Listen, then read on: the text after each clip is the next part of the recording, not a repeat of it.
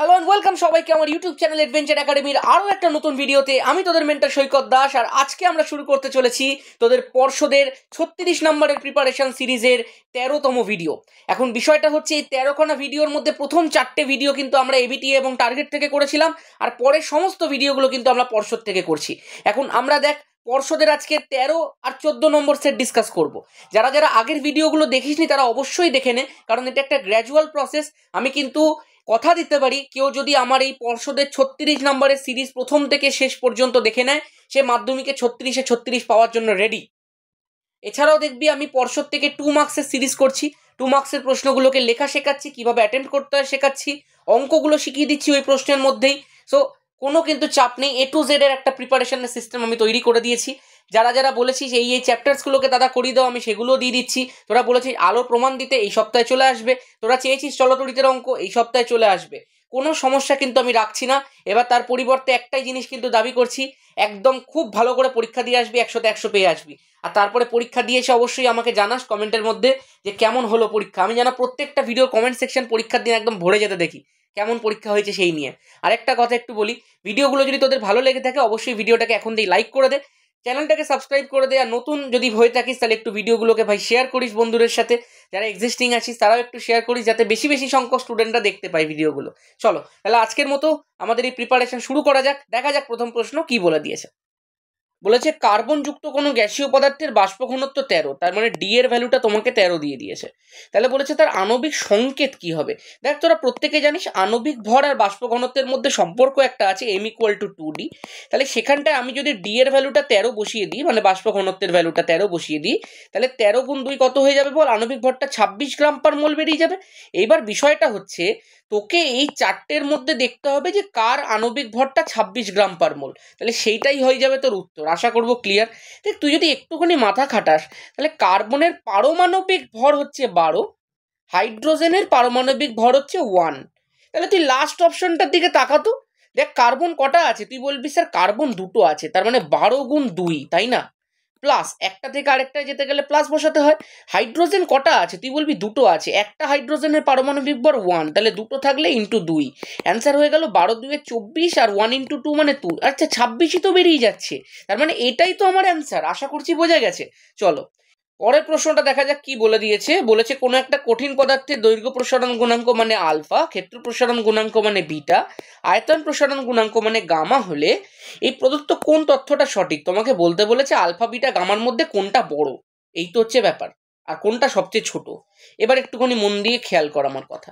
দেখ তোরা একটা সম্পর্ক জানিস, আলফা =β/2 = গামা/3। তুই ইকুয়াল টু কে ধরে নে তো। দেখ তাহলে আলফা ইকুয়াল টু কি বেরিয়ে যাবে বল? কে বেরিয়ে যাবে। বিটা ইকুয়াল টু কি বেরিয়ে যাবে বল? 2k বেরিয়ে যাবে। আর গামা ইকুয়াল টু কি বেরিয়ে যাবে বল? 3k বেরিয়ে যাবে। তুই দেখতে পাচ্ছিস কে এর ভ্যালুটা তো তিনটের ক্ষেত্রেই সেম, কিন্তু গামার ভ্যালুটা হচ্ছে কে এর 3 গুণ, তার মানে গামা সবচেয়ে বড়। তারপরে বিটার ভ্যালুটা হচ্ছে কে এর দ্বিগুণ, তার মানে তারপরেই হচ্ছে বিটা। আর আলফার ভ্যালুটা হচ্ছে শুধু কে, তার মানে তারপরে আলফা। তাহলে option B will be the correct option. আশা করবো ব্যাপারটা প্রত্যেকে বুঝে গেছিস। নেক্সট প্রশ্ন দেখা যাক কি বলে দিয়েছে। বলেছে একটি বস্তুর দৈর্ঘ্য হচ্ছে 5 সেন্টিমিটার, রৈখিক বিবর্ধনের ভ্যালু দিয়ে দিয়েছে 1.5, তাহলে প্রতিবিম্বের দৈর্ঘ্য কত হবে? তোরা প্রত্যেকে জানিস রৈখিক বিবর্ধন ইকুয়াল টু প্রতিবিম্বের দৈর্ঘ্য, যেটাকে আমি বের করতে হবে তো এক্স ধরে নিই, ডিভাইডেড বাই বস্তুর দৈর্ঘ্য। বস্তুর দৈর্ঘ্য কত বলে দিয়েছে বল? 5 বলে দিয়েছে। তাহলে তুই খেয়াল কর, তাহলে এক্স এর ভ্যালু কত হয়ে যাবে বল? 1.5 ইন্টু 5 হয়ে যাবে না? তাহলে 1.5 ইন্টু 5 করলে 7.5 হয়, আর একক হবে সেন্টিমিটার। আশা করবো ক্লিয়ার। তাহলে option C will be the correct option. সবার আশা করছি বিষয়টা বোঝা গেছে। নেক্সট প্রশ্ন কি বলেছে, এটা একটা মার্ভেলাস, এটা একটা ফাটাফাটি, এটা একটা ফ্যান্টাস্টিক প্রশ্ন। দেখা যাক কি বলেছে। বলে দিয়েছে যে আর ব্যাসার্ধের একটা তামার তার আছে, সেই তারটার রোধ হচ্ছে বড় হাতের আর।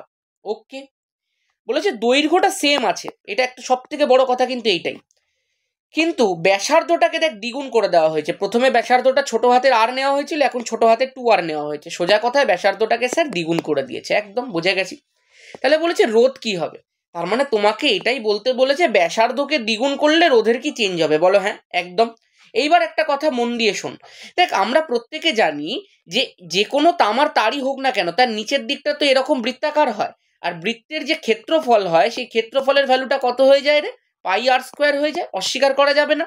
তার মানে দেখ এই পাইটা তো একটা ধ্রুবক আছে, তার মানে আমি বলতে পারি তো এ প্রপোর্শনাল টু আর স্কোয়ার। তুই বলবি একদম বলা যেতে পারে, তাহলে ব্যাসার্ধের সাথে এটা এইরকম ভাবে সম্পর্কিত। তাহলে তোকে বলেছে কি ব্যাসার্ধটাকে দ্বিগুণ করা হয়েছে, তুই বললি হ্যাঁ স্যার ব্যাসার্ধ দ্বিগুণ করা হয়েছে। তাহলে ব্যাসার্ধ যদি দ্বিগুণ করা হয় তার তো একটা স্কোয়ার আছে, তাহলে এ এর ভ্যালুটা কত গুণ হবে বল? 4 গুণ হয়ে যাবে। তুই বলবি একদম। তাহলে ব্যাসার্ধকে যখনই আমরা দ্বিগুণ করলাম এর ভ্যালুটা 4 গুণ হয়ে গেল, একদম ব্যাপারটা বুঝতে পারলি এবার। তাহলে আর ইকুয়াল টু কি লেখা যায়? রো ইন্টু এল বাই এ লেখা যায়। তুই বললি হ্যাঁ স্যার লেখা যায়। এখান থেকে আমি বলতে পারি তো আর আর এ পরস্পরের সাথে ব্যস্তানুপাতিক। তুই বলবি একদম বলতে পারি, কারণটা হচ্ছে রো তো একটা ধ্রুবক আমরা জানি, এখানে তো আবার এলটাকেও ধ্রুবক বলে দিয়েছে। তাহলে স্যার আর ইকুয়াল টু ধ্রুবক ইন্টু 1/a, তার মানে তো আর প্রপোর্শনাল টু 1/a। আমি একদম ভেরি গুড ভাই। এবার আমাকে একটা কথা বল, যদি আর এর সাথে এটা এরকম ভাবে ব্যস্তানুপাতিক সম্পর্কে থাকে, তাহলে তুই তো দেখতে পেলি যে এটা 4 গুণ হচ্ছে, তাহলে ব্যস্তানুপাতিক সম্পর্কে থাকলে 8টা 4 ভাগ হয়ে যাবে। তুই বলবি হ্যাঁ স্যার একদম, তাহলে C will be the correct option. তো একদম। চলো নেক্সট কি বলে দিয়েছে, বলেছে একটা পরিবাহীর মধ্যে দিয়ে 5 অ্যাম্পিয়ার তড়িৎ প্রবাহ যাচ্ছে, 6 মিনিট ধরে যাচ্ছে। আমি তোদেরকে শিখিয়েছি এই ধরনের ক্ষেত্রে যখন আধান বার করতে দেয় মিনিট চলে না, তোমাকে সেকেন্ডে করতে হবে। ফর্মুলা জানিস তোরা, কিউ ইকুয়াল টু আইটি। খুব তাড়াতাড়ি চলতড়িতে সমস্ত ধরনের অঙ্ক নিয়ে আসছে একটা সেগমেন্ট, যেটার মধ্যে প্রত্যেকটা টাইপের অঙ্ক একটা কখনো কখনো দুটো দুটো করে এক্সপ্লেন করে দেওয়া হচ্ছে, যেটা শিখে নিলে তো চলতড়িৎ থেকে আর কোনো অঙ্কে অসুবিধা হবে না। ঠিক আছে, এগুলোই হচ্ছে আমার last minute tips, last minute guidance. সবাই এগুলো করে যাস ভালো করে, একদম প্রত্যেকটা জিনিস আমি যা যা দিয়েছি, প্রায় 28-29খানা ভিডিও, এখন মনে হয় 27টা আছে, এটা নিয়ে 28টা হবে। তো একদম মানে একটা জিনিসও কিন্তু মিস করে যাবি না, ঠিক আছে? যতটা সম্ভব হয় চেষ্টা করছি, আলোর প্রমাণও এই সপ্তাহের মধ্যে দিয়ে দেবো, সব দিয়ে দেবো, কোনো চিন্তা করবি না, সব সময়ের মধ্যে দিয়ে দেবো, কোনো চাপ নেই, শুধু করে চলে যাস ব্যাস। দেখ কিউ ইকুয়াল টু আই এর ভ্যালু কি হয়ে যাবে বল? 5 অ্যাম্পিয়ার আছে, 5 অ্যাম্পিয়ার ইন্টু 6 মিনিট আছে, 6 মিনিট চলবে না ভাই, 6 ইন্টু 60 করে সেকেন্ড করো। দেখো 5 6 30 হয়ে যায়, 30 ইন্টু 60 তার মানে হয়ে যাচ্ছে কত বলো? 3 6 18, মানে 1800 হয়ে যাচ্ছে। 1800 আর কিউ এর এসআই পদ্ধতির একক কুলম্ব হয়, তাহলে 1800 coulomb, C will be the correct option. আশা করতে পারি প্রত্যেকে বিষয়টা বুঝতে পেরেছিস। নেক্সট বলেছে দুটি পরমাণু পরস্পরের সঙ্গে সর্বাধিক কতগুলি সমযোজী বন্ধন দ্বারা যুক্ত হতে পারে। দেখ তুই এতদিন ধরে টেনের সিলেবাস পড়ে আসছিস, তুই জানিস তুই এখনো পর্যন্ত হাইয়েস্ট মধ্যিখানে যে কটা সমযোজী বন্ধন দেখেছিস সেটা হচ্ছে 3খানা, একদম। তাহলে 3 will be the correct option, যার বই সে অলরেডি দাগ দিয়ে রেখে দিয়েছে। এইবার ব্যাপারটা বোঝ, তুই বলবি স্যার কার্বনের মধ্যে তো আমি দেখেছি কার্বনের যোজ্যতা 4 হয়, তুই কোনোদিন দেখেছিস এটা তৈরি হতে? একদম দেখিসনি তো। চলো নেক্সট প্রশ্ন দেখা যাক কি বলে দিয়েছে। বলেছে তড়িৎ বিশ্লেষণ পদ্ধতিতে নিষ্কাশন করা হয় এমন একটা ধাতুর নাম। যারা যারা ধাতুবিদ্যার ওয়ান শট রিভিশন দেখিসনি তারা কিন্তু এই প্রশ্নটা পারবি না যদি নিজে থেকে না পড়ে থাকিস। আর যারা যারা ধাতুবিদ্যায় এখনো স্ট্রাগল করছিস, কি করছিস ভাই? ধাতুবিদ্যার ওয়ান শট চলে এসছে, 1 ঘন্টার ভিডিও এমন করে পড়িয়ে দিয়েছি যাতে 3 প্রজন্ম ধাতুবিদ্যা শিখে যাবে, তুই পড়িয়ে দিলে। দেখ তড়িৎ বিশ্লেষণ পদ্ধতিতে কাদেরকে নিষ্কাশন করা হয়? যারা তড়িৎ রাসায়নিক শ্রেণীর ওপরের দিকে থাকে, তাহলে sodium will be the correct option. আশা করবো ক্লিয়ার। না বুঝতে পারলে ধাতুবিদ্যা ওয়ান শটটা দেখে নাও। কোন উষ্ণতায় গ্যাসের অণুগুলির গতিশক্তি শূন্য হয়ে যাচ্ছে? এটা কিন্তু একটা ভিন্ন পেপার, মানে আগের পেপারটা কমপ্লিট হয়ে গেল, এবার একটা অন্য পেপারে ঢুকেছি। শুধুমাত্র সেই প্রশ্নগুলোই করছি যেগুলো মনে হয়েছে আমার এখনো পর্যন্ত করানো হয়নি, সেইগুলোই করানো হচ্ছে, বা কিছু খুব ইম্পর্টেন্ট প্রশ্ন থাকলে সেটাকে করানো হচ্ছে। আশা করবো ব্যাপারটা তোরা বুঝতে পারছিস। আমার সব ভিডিও করতে হবে, তবে তুমি পরীক্ষায় গিয়ে 54তে 54 একদম কমন পেয়ে যাবে, একদম পেয়ে যাবি ভাই, কোনো চিন্তা করিস না। 3 মার্কসগুলো শুধু একটুখানি নিজে নিজে করতে থাক, তাহলেই দেখবি 90 মার্কসের বেশি স্কোর করা কোনো ব্যাপারই না মাধ্যমিকে। আমি তোদের মেন জায়গাটা করে দিচ্ছি, মেন জায়গা তো 36 নম্বরের শর্ট কোয়েশ্চেন, ওটাই তো আমি পুরো করে দিচ্ছি তোদেরকে, প্লাস 2 নম্বরের প্রশ্নটা 10খানা সেট দিচ্ছি, প্লাস ওয়ান শট রিভিশন দিচ্ছি। ওয়ান শট রিভিশন করলেই তো 3 মার্কস পেয়ে যাবি অর্ধেক জিনিস, ব্যাস হয়েই তো গেল, আর কি আছে, সবই করে দিলাম। তাহলে কোন উষ্ণতায় গ্যাসের অণুর গতিশক্তি শূন্য হয়? তুই বলবি স্যার পরম শূন্য উষ্ণতায়। পরম শূন্য উষ্ণতার মান তো আমরা জেনে এসেছি -273 ডিগ্রি সেলসিয়াস। আমি তোকে আমার এই ভিডিওগুলোর মাধ্যমে পরম শূন্য উষ্ণতার 3টে মান শিখিয়েছি, একটা সেলসিয়াসে, একটা কেলভিনে, একটা ফারেনহাইটে। তুমি দেখতে পাচ্ছ এটাতে অপশন হবে না, সেটা শুধু 273 লেখা আছে, আবেগে পড়ে ওটা দাগ দিবি না কিন্তু। এটা তো 273 কেলভিন লেখা আছে, এটাও হবে না। 0 ডিগ্রি সেলসিয়াসও হবে না, 0 kelvin will be the correct option. কেন স্যার? আমরা তো জানি বড় হাতের টি মানে কেলভিন উষ্ণতা ইকুয়াল টু ছোট হাতের টি মানে সেলসিয়াস উষ্ণতা প্লাস 273, এ ধরনের একটা সম্পর্ক আছে। তো বলতো ছোট হাতের টি এর ভ্যালু কত? গতিশক্তি কখন শূন্য হয়? পরম শূন্য উষ্ণতায়। তার সেলসিয়াস স্কেলের ভ্যালু এটা, তাহলে তুই এখানটা বসাতো -273 বসালি, ফর্মুলা অনুযায়ী এখানটা +273 বসাতে হবে, তাহলে কেটে যাবে, কেটে কুটে হয়ে যাবে দেখ 0। তার মানে সেলসিয়াস স্কেলে যে তাপমাত্রাটা -273 ডিগ্রি সেলসিয়াস, সেটাই কেলভিন স্কেলে 0 কেলভিন। ওকে চলো। দেখা যাক পরের প্রশ্নটা, দেখ কি বলে দিয়েছে। এটা খুব ভালো একটা প্রশ্ন, কিন্তু খুব সোজা। বলেছে সিও গ্যাসের বাষ্প ঘনত্বের সঙ্গে সমান বাষ্প ঘনত্ব বিশিষ্ট গ্যাসটি কি? ভাই যদি বাষ্প ঘনত্ব সমান হয় আণবিক গুরুত্বও তো সমান হবে। তুই যদি বাষ্প ঘনত্ব বার করিস তাহলে তুই খুব বোকা। তুই আণবিক গুরুত্ব বার কর ভাই। কার্বনের 12, অক্সিজেনের 16, 16 10 26 আর 2 28 গ্রাম পার মোল। এটাই তো আণবিক গুরুত্ব বেরিয়ে গেছে। এবার খুঁজে দেখ কার আণবিক গুরুত্ব 28। আমি তো জল করছে দেখতে পাচ্ছি। নাইট্রোজেনের পারমাণবিক ভর 14, দুটো নাইট্রোজেন আছে, ইন্টু 2 হয়ে গেল 28 গ্রাম পার মোল। এই তো হয়ে গেল। তাহলে N2 will be the correct option. এই প্রশ্নটা প্রচুর আসে মাধ্যমিকে। চলো নেক্সট। আচ্ছা, এটা একটা ভালো প্রশ্ন দিয়েছে। আমি দেখবি তোদেরকে বর্তনী চিত্র আগে একবার শিখিয়েছিলাম, সেখানে আমি প্রসেসটা শিখিয়ে দিয়েছিলাম। একটা 2 মার্কসের ভিডিওর মধ্যে আমি বর্তনী চিত্র সমস্ত নিয়ম টিয়মগুলো বলে দিয়েছিলাম। যারা দেখিসনি অবশ্যই দেখে নে। 2 মার্কসের 5খানা না 6খানা ভিডিও দিয়ে দিয়েছি, 6টা। দেখ এখানে তুই দেখতে পাচ্ছিস যদি এখান থেকে কারেন্ট যায়, ভালো করে চিন্তা কর। আমরা তো জানি যাদের মধ্যে দিয়ে ধর, যদি কোনো রোধ শ্রেণী সমবায় থাকে, খেয়াল কর এই বিষয়টা। যদি কয়েকটা রোধ শ্রেণী সমবায়ের মধ্যে দিয়ে থাকে, তাদের কি সেম থাকে রে? তাদের মধ্যে দিয়ে সেম পরিমাণ কারেন্ট যায়। কিন্তু যারা সমান্তরাল সমবায়ে থাকে তাদের মধ্যে দিয়ে কি সেম পরিমাণ কারেন্ট যায়? তুই বলবি না না স্যার, তাদের মধ্যে দিয়ে সেম পরিমাণ কারেন্ট যায় না। ধরো এখান থেকে 4 অ্যাম্পিয়ার কারেন্ট আসছে, এটা তো 2 ভাগে ভাগ হয়ে যায়। এখানে 1 অ্যাম্পিয়ার যেতে পারে, এখানে ধরো 3 অ্যাম্পিয়ার যাচ্ছে, তার মানে তো এই দুটোর মধ্যে দিয়ে সেম কারেন্ট যাচ্ছে না। তুই বলবি একদম একদম। তার মানে বিষয়টা আবার বুঝে দেখ। আমি যদি এখান থেকে একটুখানি কারেন্ট পাঠাই, আমি দেখতে পাচ্ছি এখানটা একটা জাংশন আছে, মানে দুদিকে কারেন্টটা ভাগ হয়ে যাচ্ছে। দুদিকে রোধ কি সেম দেওয়া আছে দেখার দরকার নেই আমার। কারেন্ট ভাগ হচ্ছে কি? কারেন্ট ভাগ হওয়া মানে এরা দুজন কি সমবায় আছে? সমান্তরাল সমবায় আছে। তার মানে 3 আর 6 পরস্পরের সাথে সমান্তরালে আছে। তাহলে প্রথমে এই জায়গাটা তুল্য রোধ বার করো। 3 আর 6 তুল্য রোধ কি হয়ে যাবে? আমি বলেছি দুখানা থাকলে প্রথমে দুটোকে গুণ করবে, নিচে দুখানাকে যোগ করে দেবে, 6 + 3 করে দাও। তুমি নর্মাল তোমার 1/r 1/r1 1/r2 করেও করতে পারো। 6 3 18 হয়ে যায়, 6 আর 3 যোগ করলে 9 হয়ে যায়। তার মানে এই দুটোর তুল্য রোধ সমান্তরাল সমবায় 2 ওহম হচ্ছে। বলো হ্যাঁ একদম ক্লিয়ার। এইবার বল, এইবার যদি আমি একটুখানি ছবিটা আঁকি, দেখ এইটার সাথে এই জিনিসটা কিন্তু শ্রেণী সমবায় আছে। এই 2 ওহম রোধ আর এদের যে তুল্য রোধ 2 ওহম, এরা দুজন কিসে আছে? শ্রেণী সমবায় আছে। তার মানে যদি শ্রেণী সমবায় থাকে তাহলে এদের দুজনের তুল্য রোধ করার জন্য কি করতে হবে? 2 + 2 4 ওহম হয়ে যাবে। আশা করবো ক্লিয়ার, পুরো ব্যাপারটা বুঝতে পেরেছিস। 2 মার্কসের ভিডিওটা একটু দেখে নিস, আরো ভালো করে বুঝে যাবি। নেক্সট, বার্লোর চক্রে ব্যবহৃত তরল পদার্থ কোনটা? অপশন হচ্ছে পারদ। এটা কিন্তু অনেক আনকমন একটা প্রশ্ন। নেক্সট প্রশ্ন বলেছে ইউরেনিয়াম 235 92 আছে, আলফা কণা নির্গত হয়েছে উৎপন্ন। খুব সোজা প্রশ্ন। আলফা কণা যদি নির্গত হয় তাহলে এই ভর সংখ্যাটা 4 একক কমে যায় আর প্রোটন সংখ্যাটা 2 একক কমে যায়। খেয়াল কর 92টা 90 হবে। কোথায় আছে দেখ তো, এই যে 90। আশা করবো ক্লিয়ার। আচ্ছা এইটাও তুই দেখতে পাচ্ছিস 90 আছে। আচ্ছা এইবার তোকে কি দেখতে হবে? তোকে দেখতে হবে যে ভর সংখ্যাটা 4 একক কমেছে। দেখ 235 ছিল, যদি 4 কমে যায় তাহলে কত হয়ে যাবে বল? 231 হয়ে যাবে। এখানে আমি দেখতে পাচ্ছি 231 আছে, তাহলে B will be the correct option. কিন্তু এখানটা দেখো 232 আছে, ওই জন্য এ কেটে গেল। আশা করবো বুঝে গেছিস, আশা করবো বুঝে গেছিস। ঠিক আছে, কমপ্লিট। চলো নেক্সট দেখা যাক। বলেছে পাইরোসালফিউরিক অ্যাসিড বা ওলিয়ামের সংকেত কি? ওলিয়াম তৈরি হয় কি করে? H2S2, এই উত্তরই বলে দিচ্ছিলাম। ওলিয়াম তৈরি হয় কি করে? H2SO4 এর সঙ্গে SO3 এর একটা কম্বিনেশনের ফলে, তাই না? এবার একটু চিন্তা করে দেখতো, H2H2 মতো বসে গেল, দুখানা S দেখতে পাচ্ছিস, তাহলে S2 হয়ে গেল। অক্সিজেন 4টে, অক্সিজেন 3টে, তার মানে অক্সিজেন 7টা। H2H2O7, তাহলে কোথায় অপশনটা আছে? এই যে সি। তাহলে মনে রাখবি ওলিয়াম যেটা আছে সেটাকে পাইরোসালফিউরিক অ্যাসিড বলে, আবার ওলিয়ামকেই ধূমায়মান সালফিউরিক অ্যাসিড বলে। খেয়াল রাখিস কিন্তু। আচ্ছা আমার প্রশ্নটা হচ্ছে 100% ওলিয়ামকে কি বলা হয়? কমেন্ট সেকশনের মধ্যে লিখে জানাবে, আর অবশ্যই উত্তরটা লেখার সময় লিখবে আজকের ভিডিওটা কেমন লাগলো। চলো নেক্সট। আচ্ছা তার মানে আমাদের যে কটা এমসিকিউ ছিল সব কটা শেষ হয়ে গেছে। এইবার চলো আমরা শুরু করতে চলেছি ভিএসিকিউ টাইপ অফ প্রশ্ন। এখনো পর্যন্ত ভিডিওটা ভালো লাগলে অবশ্যই একটা লাইক কর, শেয়ার করে দে বন্ধুদের সাথে, যাতে প্রচুর ছেলেমেয়ে এই বিষয়গুলোর সুবিধা নিতে পারে। এবং অবশ্যই কমেন্টে একটুখানি টাইম বের করে লিখে জানা ভিডিওগুলো কেমন লাগছে, কনসেপ্টসগুলো কেমন লাগছে।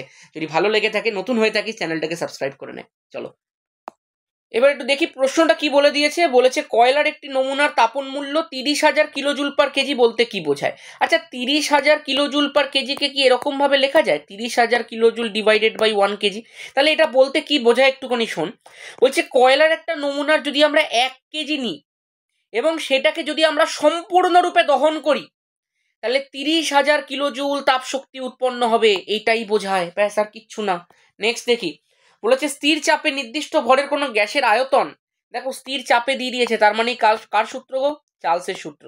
নির্দিষ্ট ভরের কোনো গ্যাসের আয়তন মানে ভি, এবং তার পরম উষ্ণতা, পরম তাপমাত্রা মানে কি, বড় হাতের টি, পরম তাপমাত্রা মানে কিন্তু পরম শূন্য নয়, পরম মানে হচ্ছে এনি তাপমাত্রা ইন কেলভিন স্কেল। তাহলে সম্পর্কটা কি, সমানুপাতিক সম্পর্ক। কার সূত্র, চার্লসের সূত্র। নেক্সট বলেছে, এটা একটা ভালো প্রশ্ন, এটা আমার মনে হয় আমি আগেও করিয়েছি। বলেছে এসটিপিতে 22.4 লিটার অ্যামোনিয়া এবং 22.4 লিটার CO2-র মধ্যে পরমাণুর সংখ্যা সমান। তোমার আপাত দৃষ্টিতে দেখে মনে হতে পারে সত্যিই তো, দুজনেরই আয়তনটা সমান দিয়েছে, কন্ডিশন সেম বলে দিয়েছে, দুটোই এসটিপি দিয়ে দিয়েছে, তাহলে তো সমান হওয়ার কথা। কিন্তু উত্তর হচ্ছে মিথ্যা, সমান নয়। তার কারণটা কেন, একটুখানি মন দিয়ে শোন। আমরা পড়েছিলাম অ্যাভোগাড্রো সূত্রানুযায়ী একই চাপ উষ্ণতায় সম আয়তন সকল গ্যাসে অণুর সংখ্যা সমান, পড়েছিলাম না? আমরা কি দেখেছিলাম পরমাণু লেখা ছিল না তো? তাহলে পরমাণুর সংখ্যা সমান বলে দিলে কিন্তু মিথ্যা হবে। এটা যদি বলে দিত অণুর সংখ্যা সমান, তাহলে কিন্তু এটা সত্য হয়ে যেত। আশা করবো ব্যাপারটা বুঝেছিস। নেক্সট বলেছে, অথবা একটা প্রশ্ন দিয়েছে, বলেছে উষ্ণতাকে স্থির রেখে, উষ্ণতা স্থির রেখে মানে কার সূত্র বলো, বয়েলের সূত্র। একদম। নির্দিষ্ট ভরের কোনো গ্যাসের চাপ 4 গুণ করা হলে আয়তন কত হবে? দেখো, চাপের সাথে আয়তনের তো ব্যস্তানুপাতিক সম্পর্ক। তাহলে তোমাকে বলে দিয়েছে চাপটাকে 4 গুণ করা হয়েছে, তাহলে ভাই আয়তন যেটা ছিল সেটা 4 ভাগ হয়ে যাবে। তার মানে আয়তন এখন কত হবে, পূর্বের আয়তন V ছিল, বর্তমানের আয়তন V/4 হয়ে যাবে। আশা করছি ব্যাপারটা বুঝে গেছিস। ঠিক আছে, নেক্সট বলেছে 2 ওহম, 3 ওহম, 4 ওহম রোধ আছে, এদেরকে কোন সমবায়ে যুক্ত করলে প্রত্যেকটির মধ্যে দিয়ে একই মাত্রায় তড়িৎ প্রবাহিত হবে? একই মাত্রায় তড়িৎ প্রবাহিত হবে মানেই কি সমবায়? শ্রেণী সমবায়। আশা করছি এখন আর এগুলো বুঝতে কারো কোনো অসুবিধা নেই। নেক্সট, ফ্লেমিং এর বামস্ত নিয়মে চৌম্বক ক্ষেত্র এবং তড়িৎ ক্ষেত্রের মধ্যবর্তী কোণ কত? ভাই সবকটাই তো 90 ডিগ্রি শিখিয়েছিলাম একদম। চলো নেক্সট কি বলে দিয়েছে, বলেছে কোন তেজস্ক্রিয় পরমাণু থেকে কোন তেজস্ক্রিয় রশ্মি নির্গত হলে, আচ্ছা ভালো প্রশ্ন, পারমাণবিক সংখ্যা অপরিবর্তিত থাকে। আচ্ছা, আলফা নির্গত হলে পারমাণবিক সংখ্যা 2 একক কমে যায়, বিটা নির্গত হলে পারমাণবিক সংখ্যা 1 একক বেড়ে যায়, তাহলে গামা নির্গত হলে পারমাণবিক সংখ্যার কোনো চেঞ্জ হয় না। তাহলে উত্তর কি হয়ে যাবে, গামা রশ্মি। আশা করবো ক্লিয়ার। নেক্সট প্রশ্ন দিয়ে দিচ্ছে, ক্লোরোফর্ম এবং সোডিয়াম ক্লোরাইডের মধ্যে কোনটি জলে দ্রবীভূত হয় না? আচ্ছা, না বলে দিয়েছে। মন দিয়ে শোন, ক্লোরোফর্ম যেটা আছে, তোরা জৈব রসায়নে পড়েছিস, CH-Cl3, এটা কিন্তু একটা জৈব যৌগ, তাই না? জৈব রসায়নে পড়েছিস মানেই তো জৈব যৌগ। সোডিয়াম ক্লোরাইড যেটা আছে সেটা কিন্তু একটা আয়নীয় যৌগ। এখন তোরা জানিস জৈব যৌগগুলো মেনলি কি হয় বল, সমযোজী প্রকৃতির হয়ে থাকে। আর এইটা কি প্রকৃতির বললাম, আয়নীয় প্রকৃতির। তোরা প্রত্যেকে জানিস আয়নীয় যৌগগুলোই কিন্তু জলের মধ্যে দ্রবীভূত হয়। তাহলে হয় না কে, হয় না হচ্ছে সমযোজী যৌগ। তার মানে এখানে উত্তর কোনটা হয়ে যাবে, হয় না চেয়েছে, মানে chloroform will be the correct option. আশা করবো ক্লিয়ার। নেক্সট, জলের তড়িৎ বিশ্লেষণে ক্যাথোডে 11.2 লিটার হাইড্রোজেন গ্যাস উৎপন্ন হলে অ্যানোডে উৎপন্ন অক্সিজেন গ্যাসের আয়তন কত হবে? ভাই হাইড্রোজেন আর অক্সিজেনের আয়তনের অনুপাত কত হয়? তুই বলবি স্যার 2:1 হয়। দেখো, হাইড্রোজেন দিয়ে দিয়েছে 11.2 লিটার, তাহলে অক্সিজেনটা তার হাফ হবে একদম। তাহলে অক্সিজেনের আয়তন কত হয়ে যাবে, 11.2 ডিভাইডেড বাই 2 কত হবে বল, 5.6 হচ্ছে তো একদম। 5 2 10, 0.6 ইন্টু 2 করলে 1.2, তাহলে 11.2। আশা করবো ক্লিয়ার হয়েছে পুরো ব্যাপারটা। এই ধরনের প্রশ্নগুলো কিন্তু পরীক্ষাতে খুব আসে, এবং আমার যদি তুই কনস্ট্যান্ট সিরিজটা ফলো করতে থাকিস তাহলে তুই দেখতে পাবি এই ধরনের ভিন্ন ভিন্ন টাইপের প্রশ্ন আমি করিয়েছি। ঠিক আছে, চলো। আচ্ছা, এর পরের প্রশ্নটা দেখা যাক কি বলে দিয়েছে একটুখানি। বলেছে CH3C ট্রিপল বন্ড CH এর IUPAC নাম কি? অনেকে ঘাবড়ে যেতে পারে। ভাই ঘাবড়ানোর কিছু নেই, কটা কার্বন আছে? তুই বলবি 3টে কার্বন আছে, মানে প্রো। ট্রিপল বন্ড দেখতে পাচ্ছিস তো, তার মানে আইন, তার মানে নাম কি হয়ে গেল বল, প্রোপাইন। কাজ শেষ, আর তো কিছুই ছিল না, খুব সোজা ছিল। বর্তমানে যেরকম প্রশ্ন আছে তার তুলনায় অনেক সোজা। যদি কেউ এইরকম ভাবে ভেঙে, আমি তো বলবো এটাই খুব সোজা ছিল, যদি নাও করতে পারিস। দেখ কটা কার্বন, তুই বলবি 3টে কার্বন। হাইড্রোজেন কটা, 3টে, আর একে 4টে। দেখ তুই সাধারণ সংকেত দিয়েও করতে পারিস। এন এর ভ্যালু কত, তুই বলবি এন এর ভ্যালুটা হচ্ছে 3। তাহলে এই যে 4 আছে, আচ্ছা এটাকে দ্বিগুণ কর, তুই বলবি 2n করলে হয় 6। স্যার 2n এর থেকে 2 কম আছে, তার মানে সাধারণ সংকেত CnH2n-2 আছে, তার মানে এটা একটা অ্যালকাইন। একদমই, আমি তো পুরো প্রথমেই তোকে দেখিয়ে দিলাম, ট্রিপল বন্ড মানেই তো অ্যালকাইন। ঠিক আছে, পরের প্রশ্ন দেখা যাক কি বলে দিয়েছে। বলেছে অ্যালকোহলে উপস্থিত কার্যকরী মূলকের নাম ও সংকেত লেখো। আচ্ছা, সংকেতটা তো দেখ তোরা সবাই জানিস, বন্ড OH। বন্ড কেন, অক্সিজেনে 2টো বন্ড থাকে, তার মধ্যে একটা হাইড্রোজেনের সাথে আছে বলে একটা ফাঁকা রাখতে হয়। ঠিক আছে, আর নামটা যেটা আছে সেটা হচ্ছে হাইড্রক্সিল। আশা করবো ক্লিয়ার। চলো দেখো, একটা পেপার যেটা আমরা প্রথমে MCQ করেছিলাম সেটার VSQ কমপ্লিট হয়ে গেল, এবার সেকেন্ড পেপারটার VSQ শুরু হবে। ঠিক আছে, চলো। চলো দেখা যাক কি বলে দিয়েছে। বলেছে জ্বালানির তাপন মূল্য যত বেশি হয় প্রয়োজনীয় জ্বালানির পরিমাণ তত ড্যাশ হয়। এটা তো একটা কমন সেন্সের প্রশ্ন হয়ে গেল। আমি আশা করতে পারি এটা প্রত্যেকের কাছে এইটুকু কমন সেন্স অন্তত আছে। এইটাকে কমেন্ট করে একটুখানি আমাকে জানা দেখি। পরের প্রশ্নটা দেখা যাক। বলেছে বায়ুমণ্ডলের কোন স্তরকে ক্রমহ্রাসমান উষ্ণতা স্তর বলা হয়ে থাকে? তোরা প্রত্যেকেই জানিস ট্রোপোস্ফিয়ারকে বলা হয় ক্রমহ্রাসমান উষ্ণতা স্তর। দেখা যাক পরের প্রশ্ন কি বলে দিয়েছে। বলেছে বিবৃতিটি সত্য না মিথ্যা লেখো। দ্বিধাতব পাত দিয়ে থার্মোস্ট্যাট তৈরি করা হয়। একদম সত্য কথা। তোরা যদি দ্বিধাতব পাতের ব্যবহার না জেনে থাকিস তাহলে একটুখানি বলে দিই যে দ্বিধাতব পাত দিয়ে মূলত দুটো জিনিস তৈরি করা হয়। প্রথমটার নাম হচ্ছে থার্মোস্ট্যাট। থার্মোস্ট্যাট ব্যাপারটা কি? থার্মোস্ট্যাট হচ্ছে একটা ব্যবস্থা, একটা সিস্টেম, যেটার মাধ্যমে ধর কোনো একটা বদ্ধ জায়গার উষ্ণতাটাকে নিয়ন্ত্রণ করা হয়। ঠিক আছে? আচ্ছা, আরেকটা এর কাজ কি আছে? ফায়ার অ্যালার্ম তৈরি করতে এটা ইউজ করা হয়। ঠিক আছে, চলো নেক্সট প্রশ্ন দেখা যাক। বলছে একটা আলোকরশ্মি অবতল দর্পণের কেন্দ্র দিয়ে গেলে তার আপতন কোণ কত হবে? 0 ডিগ্রি হবে। খেয়াল রাখিস, যারা যারা আমার ভিডিওগুলো রেগুলার খেয়াল করছিস বা ফলো করছিস তারা কিন্তু এই রিলেটেড আরও 2-3খানা প্রশ্ন দেখেছিস এই অবতল দর্পণ নিয়ে, এই আপতন কোণ নিয়ে বা চুটি কোণ নিয়ে অনেক ধরনের প্রশ্ন এবারে দিচ্ছে কিন্তু। দেখা যাক পরেরটা কি বলেছে। ইলেকট্রিক হিটারে তাপীয় কুণ্ডলীটি কিসের তৈরি হয়? নাইক্রোম তার দিয়ে তৈরি করা হয়। এটা কিন্তু খুব ফেমাস একটা প্রশ্ন, তাই না? চলো পরেরটা দেখা যাক কি বলে দিয়েছে। বলে দিয়েছে বার্লোর চক্রে মেরু দুটিকে, আচ্ছা চুম্বকের মেরু দুটিকে উল্টে দিলে ঘূর্ণনের কিরূপ পরিবর্তন ঘটবে? ভাই ঘূর্ণনও বিপরীত দিকে হবে, তাই না? পরেরটা দেখি। প্রাচীন গাছ ও জীবাশ্মের বয়স নির্ণয়ের জন্য কোন তেজস্ক্রিয় আইসোটোপ ব্যবহার করা হয়? কার্বনের C14 আইসোটোপ ব্যবহার করা হয়।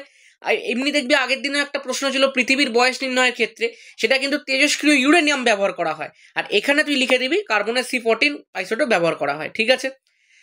বলেছে দুটি হাইড্রোজেন পরমাণুযুক্ত একটি হাইড্রোকার্বনের গঠন লেখো। আচ্ছা, দুটো হাইড্রোজেন পরমাণুযুক্ত একটা হাইড্রোকার্বন বলে দিয়েছে, তাই তো? তোরা তো প্রত্যেকেই জানি C2H2 অ্যাসিটিলিন হবে, তাই না?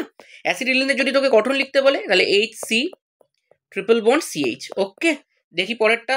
বলেছে অ্যাসিটিক অ্যাসিডের মধ্যে, আচ্ছা যে কোনো অ্যাসিডই আমি বলে দিয়েছিলাম কথাটা, যে কোনো অ্যাসিডের মধ্যে যদি তুই সোডিয়াম বাইকার্বনেটকে যোগ করিস তাহলে একটাই গ্যাস পাওয়া যায়, সেটা হচ্ছে কার্বন ডাই অক্সাইড।